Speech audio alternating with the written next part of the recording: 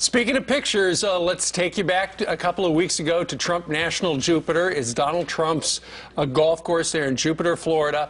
And you can see this video. The Trump organization has released it. It's surveillance from inside one of their ballrooms. It shows the instant that as Donald Trump is making his way through the crowd, his campaign manager, Lewandowski, brushes aside right there Michelle Fields, a reporter. After that incident, she filed charges against him. Well, yesterday, he was charged by the Jupiter police with simple battery, which in Florida law is pretty simple.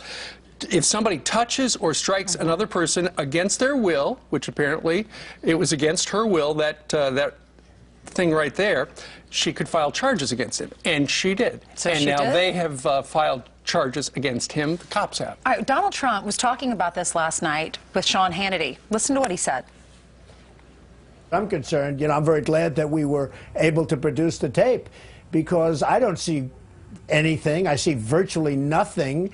And we're going to destroy a man's life over this. They're chopping off heads. They're drowning people in the Middle East. We're going to destroy a man's life. He's got 4 beautiful children and a wife in New Hampshire, and we're going to destroy his life because somebody makes a charge. And by the way, did you notice how that charge changed after she found out that Donald Trump produced the tape? If I didn't produce the tape, it would have been much worse, because look at the statement she made. She was dragged down. I had it written down, forcefully throw reporters to the ground. I mean, campaign managers aren't supposed to forcefully throw reporters to the ground. What ground? In fact, if you look at her face, her expression doesn't even change. I mean, that's good that Donald Trump comes out and defends this guy, but on some level, he's got to be ticked off. He sits down for 90 minutes with the New York Times, about an hour with the Washington Post, to talk about foreign policy on the heels of President Obama doing the same thing with the Atlantic magazine. He's saying, bring on the issues, be critical, be supportive. Instead, he's got to talk about what happened 2 weeks ago. And as David Plouffe, of all people, who's been making a lot of sense this election cycle, he tweets out, a presidential campaign manager's job is to manage the circus, not become one.